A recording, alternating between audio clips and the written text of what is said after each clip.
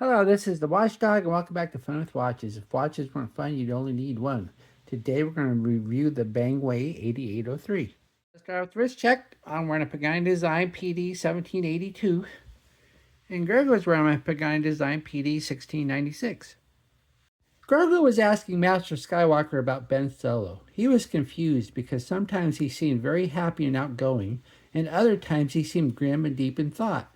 Master Skywalker explained that when dealing with powerful Force users such as Ben Solo, your mileage may vary. All right, let's take a look at the watch. I said it was the Bangwei, but look at that. It comes in a box that says Liege. So I'm sure Bangwei is a member of the Liege group. Now, if you have a name named Liege and you want to come up with another name, I don't know who came up with Bangwei. It just seems to be, I know Liege isn't the greatest name in the world, but it's world's better than Bangwei. So I don't know who came up with that. But here is the watch.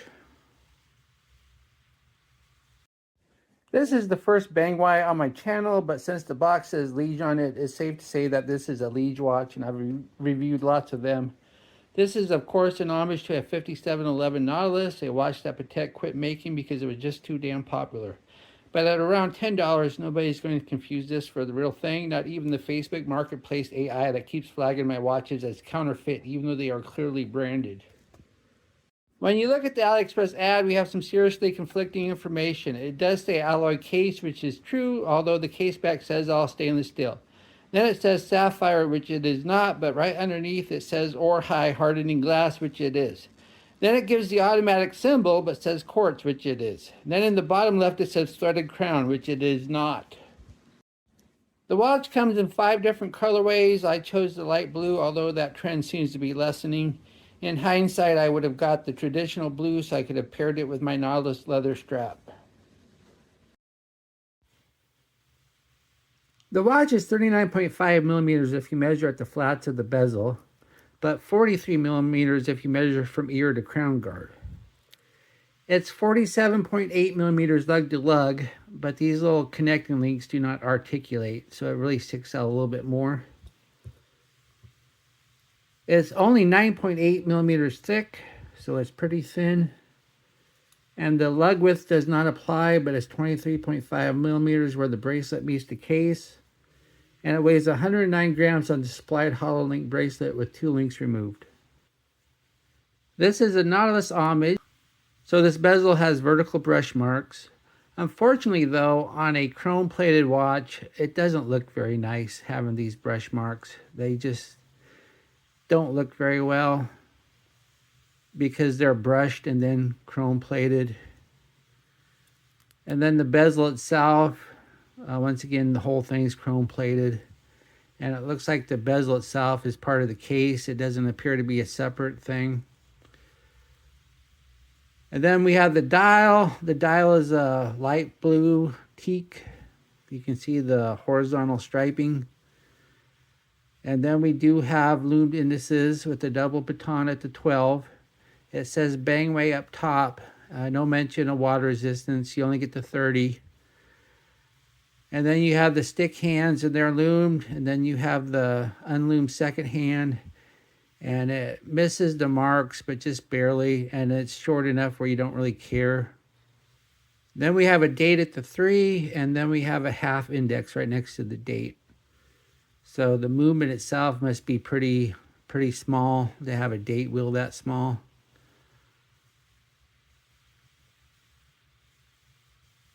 Then we have a unsigned push-pull crown. Believe it or not, the crown action is not bad. It doesn't seem all loose.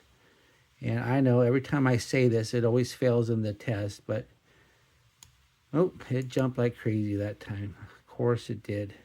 I was having great luck with it not jumping. And then when I go to do the review, it jumps like crazy. All right, well, let's try it one more time right there in the middle.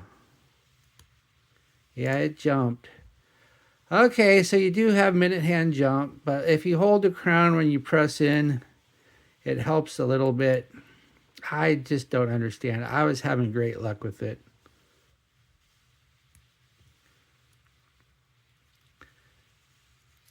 And then we have a flat mineral glass crystal. You're not going to get sapphire at this price, no matter what the ad says. And then we have the case. Once again, the case is a chrome-plated alloy, even though it says all solid, all stainless steel. It doesn't say all solid like that Benyard did, but it still says all stainless steel, which it is not. This is a chrome-plated alloy, and the ad says both. Then the case back is a press-on because you only get 30 meters of water resistance. And once again, it says all stainless steel, even though it's not. And then we have the Bangwei name in the middle, but not the model number.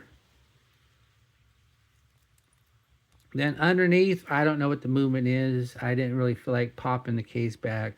All you can know is it's Chinese, it's quartz, and it's cheap.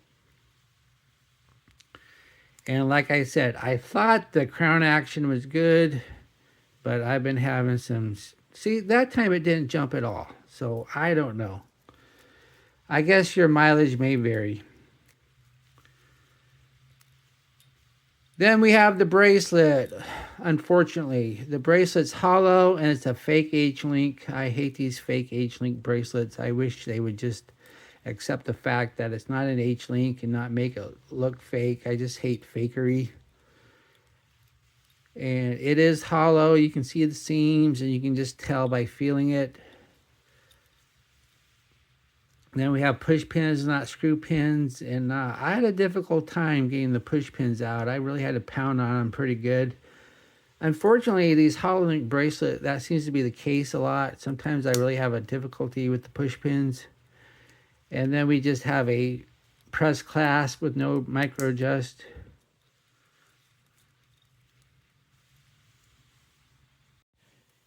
Here's the watch on my 7.5-inch wrist. It looks nice. It wears nice. It's not really bad at all for the money. Yeah, it looks cheap, but it is cheap. And I had to remove 2 links to fit on my wrist. But the links are fairly small, so if your wrist is bigger than 8, you're not going to be able to wear this. Of course, you could always get a different clasp for it, which would really extend it quite a bit, because you'd probably want to clasp anyway. Here, let me measure that real quick. All right, how big is the clasp? Looks like you need an 18 millimeter if you want a new clasp. And of course, be sure to get a shiny one.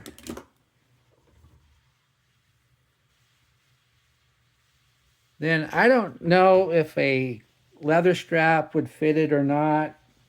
I do have a strap designed for the Nautilus, and they do have 13 millimeters right here.